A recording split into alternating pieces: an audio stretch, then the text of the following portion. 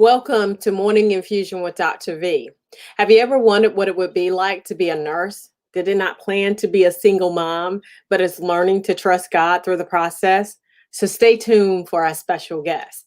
My name is Dr. Viola Pierce. I'm the owner and the CEO of VP Nursing and the Nurse Nurturer and the facilitators of Secret Supples Worldwide with Dr. V, where our goal is to equip healthcare professionals to be financially stable, able to lead a full empowered life. Our goal is to come to you each Monday, Wednesday, and Friday at 7:30 a.m. Eastern Standard Time to give you the fuel to crush your goals, to show up exceptional on a daily basis. You can follow us on Twitter at the Nurse Nurturer, Instagram at VP Nursing, and if you're watching on YouTube, don't forget to hit the subscribe button and please share this video. You can also visit our website at vpnursing.com.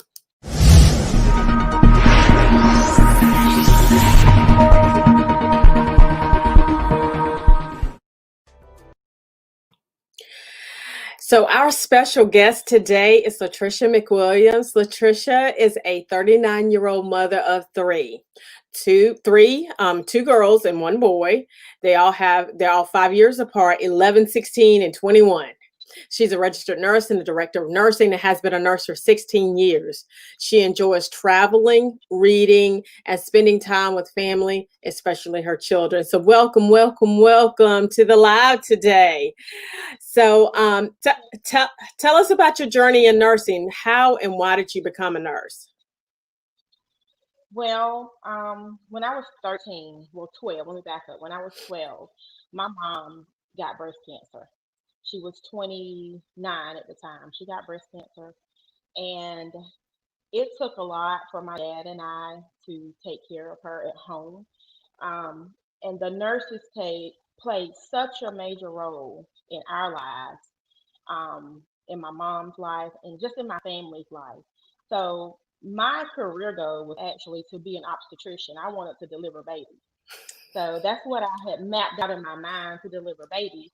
But when I started spending time with the nurses and saw how much of an impact they made for my family and my mother, I decided that I was going to change my career path to be a nurse, that I wanted to be at the bedside a little more.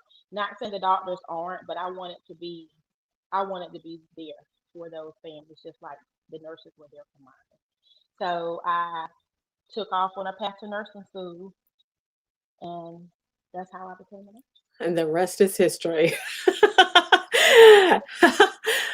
So you have three children and you've been a single mother the entire time? Actually, no, I have not. Okay. My oldest daughter, my 21-year-old, I had in high school. Now, Okay. my mom passed when I was 13, so hindsight, when you mature and you look back at things, you kind of evaluate what went on then and how you can be a better you. So I realized that during that time, I was just actually trying to fill a void. Hmm. And I think over time, as a single mother, you're giving so much of you that you don't realize how much of a void you actually have. And so during that time, I was trying to fill the loss of my mom, to be honest. And I realized that now looking back at it. My dad and I were raising a newborn by ourselves, and he was grieving, and so was I. So we were both trying to fill a void. So during that time, I spent a lot of time with um, my daughter's dad, because he just spent a lot of time with me. So of course that friendship and that relationship became more, and eventually we had a baby. Right. So I thought, it was young love. I mean, he was really good to me during that time, but it was young love, and we were both immature. So over time, I think I outgrew it, um, basically. So when I became a single mom, when Alexia was um, basically 2, 3 weeks old, to be honest with you. So and I think that relationship, the detachment in the relationship, um, affected his relationship with her as a dad. I don't think he knew how to be a father without me being in the picture. Gotcha. So it was healthier for me to raise her by myself, because I was trying to go to nursing school, finish school, go to nursing school. So it was too much emotional stress for me. So I made the decision just to raise her by myself. Yeah, it can be difficult when you have one picture in your mind and you know that picture doesn't play out in the way in which you do, and you don't really know exactly what to do. So how has the fact that you are a single mother and a nurse affected you as a person, as a nurse, and in your family life? Well, for one, being a single mother makes you an over nurturer anyway, because you feel like you have to overdo it to make up for whatever the children are lacking or whatever is missing in their lives. And as a nurse, we're nurturers. So the taking care of people kind of goes in overdrive. So Hmm. you become over protective. Your stress level is just naturally up because you have so much responsibility. And in my position, that I am, it's a real high position of leadership. So a lot of people depend on me. You got families, residents, staff, and with them depending on you and my children depending on you, it pulls you quite a bit. But you got to know how to balance yourself. But the stress affects both ways. You know, you can take home to work, you can take work from home unless you learn how to balance. And one of my biggest lessons I've learned with being a nurse and a single mother is to get me some balance, or else it'll affect your work life or your home life or both. But if you're gonna be a single mama, you gotta know how to balance, and you got to have some kind of goals. You gotta have some direction, um, a clear mind, a clear spirit, and you gotta do what it takes to take care of you in order That's to right. gain that balance, which no one else is going to help you gain that balance. You got to do it for you. That's right. So, I started with my oldest daughter. I told you I made the choice to be a single mom. I think I made that choice twice because with my other two children, I wasn't necessarily a single mom. I was actually married. And I was married for 5 years. But I do believe that you can be a single parent in marriage, and people don't understand that. I'm very transparent when it comes to those things. When you're married, and I won't say my marriage was horrible. I won't say that.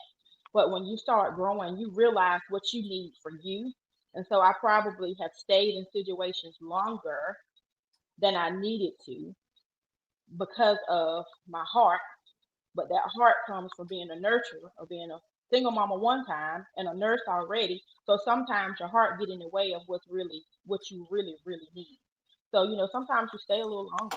And because of my spiritual background, I was really trying to hang out and stick it here with my marriage, and it caused a lot of ruckus in so many different ways. But it wasn't all bad. But I did realize at some point that it wasn't what was healthy for me, and I was still feeling a void. And even now, I catch myself in those kind of I catch myself in those situations, and I think it becomes from when we are in nursing. Things are quick. You got to think fast. And you really don't have time for anything. Not even time to pee. So you really don't have time to nurture. I guess you go into it with the expectation that whoever you're with, they should kind of know um, how to describe it. They should know what to do. They should know how to be a man. They should know. But I had to back up and realize that everybody doesn't think like me. We do. Everybody doesn't think like us. Um, Nurses have a whole different mind frame. They live in a different world. Your thought process is different. So you got to understand that when it comes to your personal relationship, you kind of got to slow down and think about, hold on now, this person is not in the medical field. They're not a nurse. They're not thinking fast like you. Not to take away from them, but you have to take time to nurture that just a little bit to see or take the time to make sure it's what's good for you, or else you're going to be back in the repeating cycle. So from being a single mom for my 21-year-old, then from in my marriage, and we'll talk about the next relationship because it's an ongoing cycle until you figure out what it is for you and what's healthy for you. And I think this last one, the Holy Spirit spoke to me different. So I truly believe God will take you through things until you get it. He That's wants you to right. get it right. That's right. His intention. I stand and believe on Jeremiah 29:11. For the plans I have for you For are you are plans to higher. prosper, harm you. So I will take you through that cycle as many times as it takes, as long as you trust me until you get it right, because I want you to get it right. Like I want you to prosper.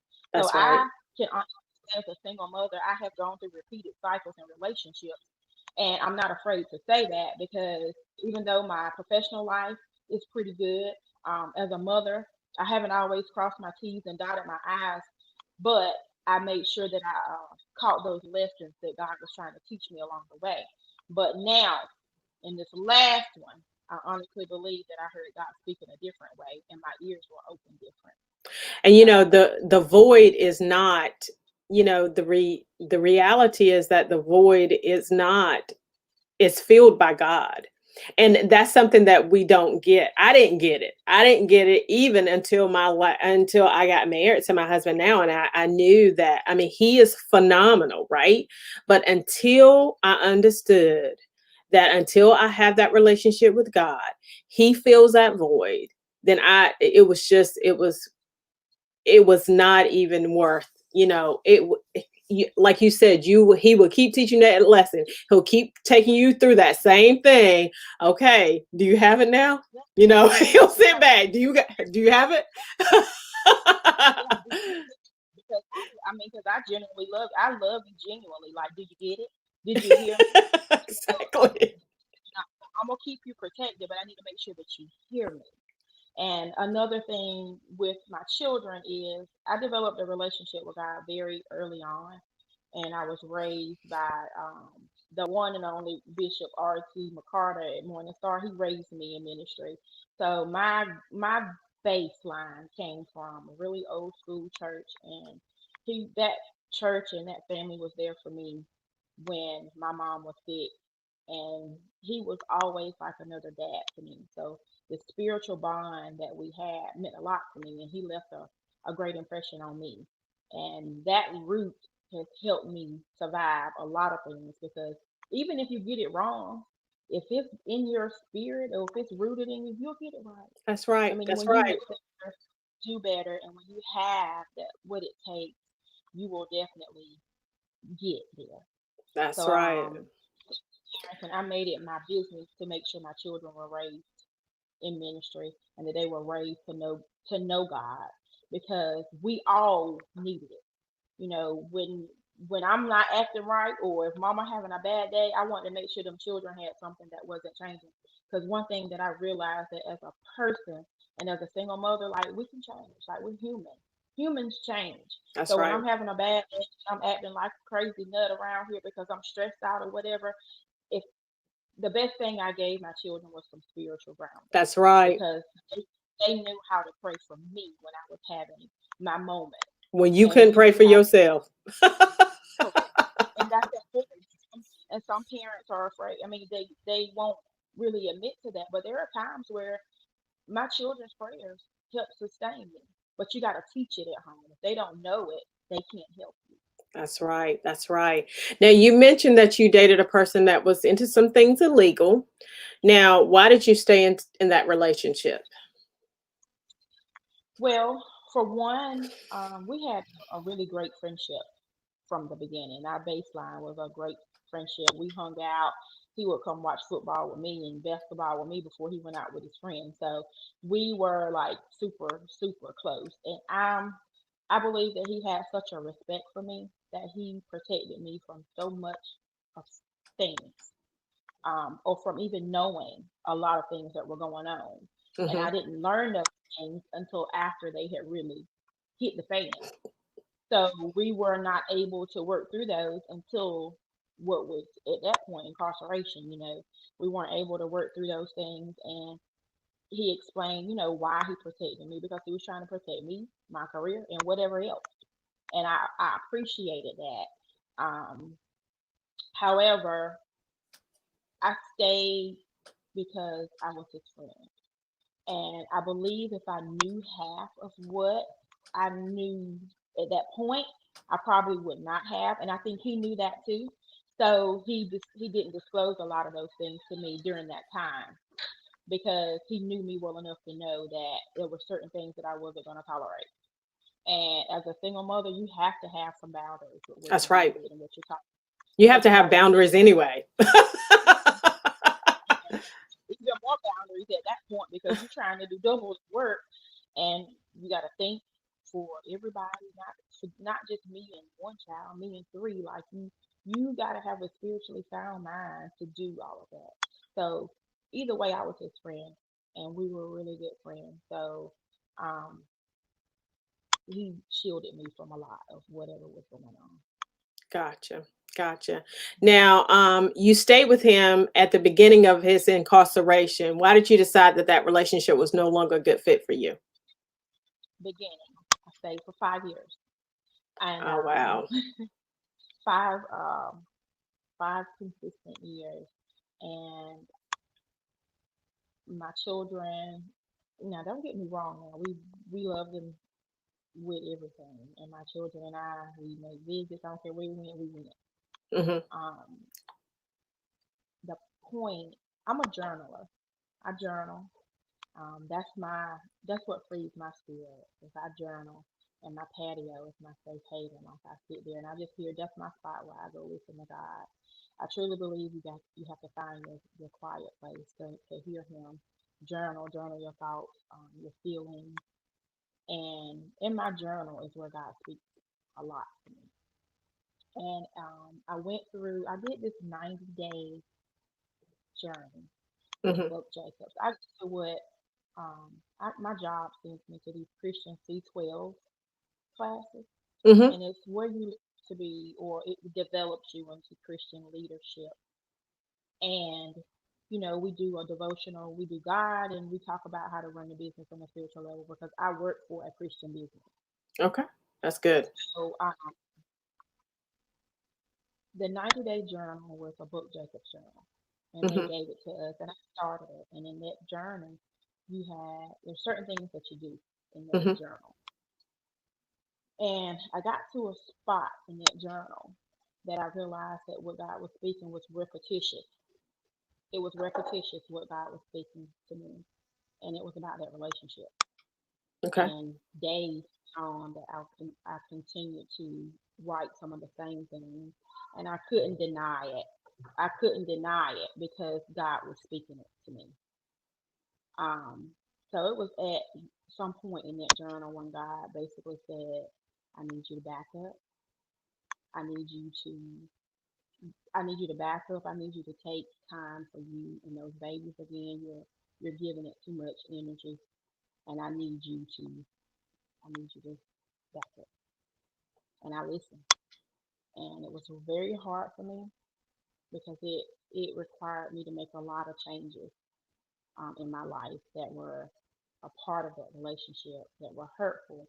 But I had to realize that when God speaks to me, that He's not here to hurt me. That's right. He is not hurt me, and I had to listen to him, regardless of what I wanted to hear. I had to make sure I was listening to God, and it was very very difficult. I actually probably staggered it on more longer than my journal told me to, but I struggled with it seriously.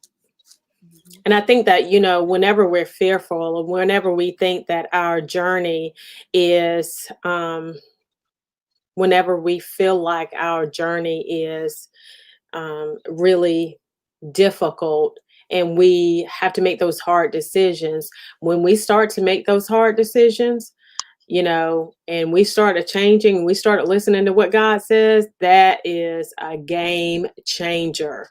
Game changer. Because I remember the time that I just listened and I just said, Lord, you do what you do, and I'm here for you, and I'm here to do whatever you want me to do.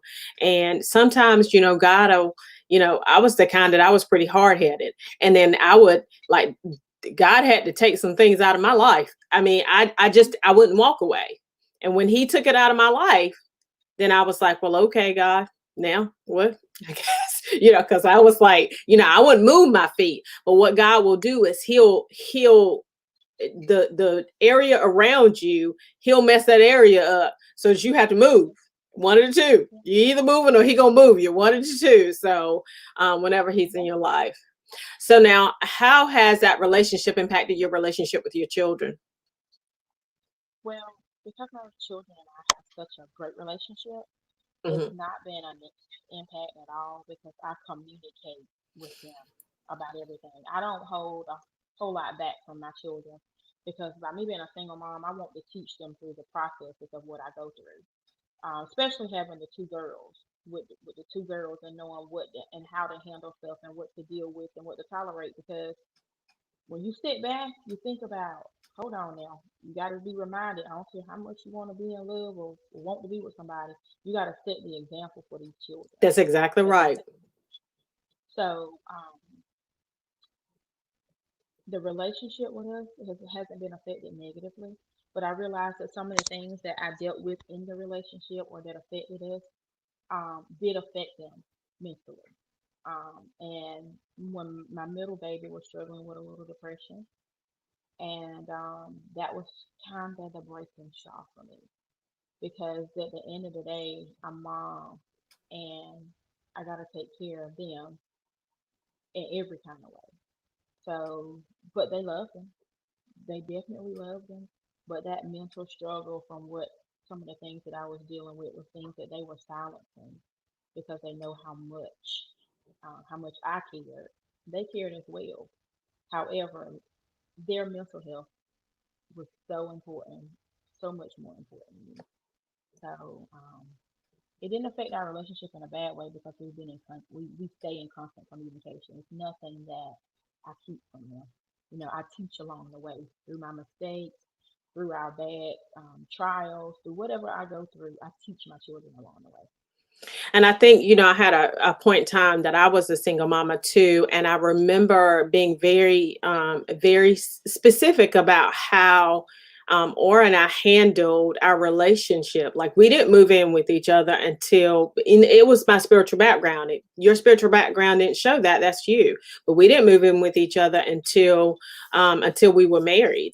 We just, I wanted to protect them. Like you said, protect them and understand that what they're doing is they're looking at you. They're looking at you as the example. They're looking at you as the person who they are to follow. And now I was like, well, I cannot let that happen. And so it is true that you have to be very, very specific in how you handle your children and how they see you in that space. Now, has the relationships impacted your nursing profession? As speaking to how you maintain able to empathize with others that may be going through the same situations, like like your people that you lead.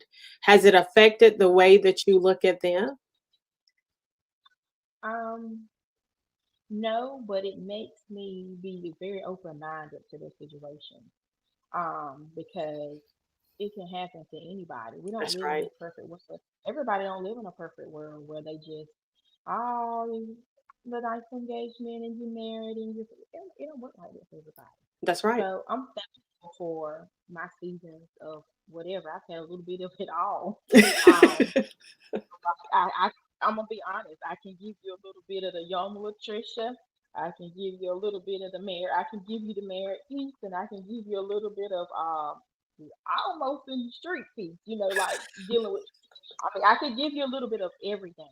So I can kind of relate a little bit more, and I'm probably one of the most empathetic on my leadership team because I, you have to go through something in order to help people through something. That's right. So, when I see that they have different situations, I'm very open minded to it and listen. And no judgment zone at all because we all have to learn. We got to learn. We got to learn our own walk. And, everybody has an individual walk with Christ, and you'll get there. But I don't want you to feel like that you have to be perfect to get there because perfection is not. It's perfection and deliverance are two totally different things. That's You right. can That's right. get delivered from so many things, but you don't have to be perfect. You That's don't have to be right. perfect. You need support through these things. That's right. I remember going through postpartum depression, and I remember thinking, when you're young, and I don't know, I grew up in a society, or I grew up where depression was kind of taboo, right? And so as I grew up, I didn't think that. I was like, well, why don't you just do what you have to do. What's this whole deal with depression, right? And so it wasn't until I had my first child and I had some postpartum depression that I got it. I got it. Sometimes you have to go through it. And I'm glad that God let me go through it in order for me to be able to empathize with those who are going through it, right? So now, as it relates to your nursing profession, what are some of the things that you would tell your younger self? I would tell my younger self to say no to a whole bunch of extra shifts as a new nurse. I know. Um, I would, because as when you fresh, you get it in, but it catch up with you. That's right. Um, make your rest priority. Um, and just learn how to relax. It took me some time to actually start taking really, really, really good care of myself. Take good care of yourself before you start going to take care of other people. So, I take myself on trips. I take myself out. I do a lot for myself, and I make it a must to do something for me, and I do something with the kids. But you have to have that woosah. So I would definitely say, hey, make sure you take out some time for yourself first so that you can be rejuvenated to go take care of other people. Because if you Sweet. mentally drained, it's you just it's useless pretty much if you That's get right. mentally drained. It's that oxygen mask on yourself that is very, very important. Now, what is something that you felt at the time, like you felt at the time that you have failed, but you learned a big lesson from? I'm gonna be honest. I felt like I failed my marriage because in my mind, I was at some point in my mind, I was always trying to. I'm real big on trying to line it. Like it's serious when you try to line it. You got to line it with Christ and try to line your life up. And I remember us living together when we weren't married, and I was Mm. like, God, look, this is the only thing that is not right in my life. Like this is not. We got to fix this. And I Mhm. think that I, as an I in flesh, want it Fail. fixed, but it's not what God intended. So Mhm. I feel it because I tried to put it together. Mhm. So I failed it. Mhm. God didn't. God doesn't fail. So I felt that I failed the area because I was just trying to kind of like a checklist, pretty much trying to make things right, and it wasn't what God had for me. So I failed at listening. Will be my answer to that question. I failed at listening to God effectively. So I won't say that I failed my marriage. I failed at listening, and that's that's where I failed at being hard headed.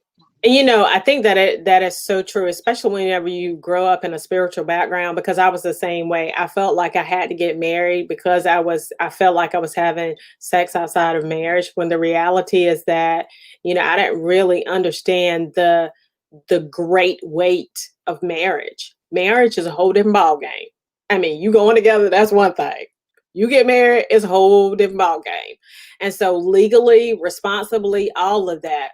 And I think that for me, I didn't understand that the vetting process was the most important process. Like, I need to make sure that you and I align with each other, because if we don't align with each other, then we're never going to be good with each other, and that we have to be equally yoked, in the spiritual realm. And so it has just, you're so right. I mean, just getting married because you think that this person is the one, or this is the only one who you dated, yeah, that's not even, it will end you up in marriage jail. Okay. For sure. It's tough. It is rough. It is definitely rough. But you live and you learn. So it has been a pleasure having you today. I love you. I love you. My name is Dr. Viola Pierce. I'm the owner and CEO of VP Nursing, the nurse nurturer, and the facilitators of Secret Suppers Worldwide with Dr. V, where our goal is to equip healthcare professionals to be financially stable. So if you're tired of living paycheck to paycheck, contact me. To lead a full empowered life, our goal is to come to you each Monday, Wednesday, and Friday at 7:30 a.m. Eastern Standard Time to give you the fuel to crush your goals and show up exceptional on a daily basis. You can follow us on Twitter at Nurse Nurturer, Instagram at VP Nursing. And if you are watching on YouTube, Don't forget to hit the subscribe button, and please share this video. You can also visit our website at vpnursing.com, where you can input your name, input your contact information in order to be able to contact me if you're tired of living paycheck to paycheck. All right, you guys have a phenomenal day.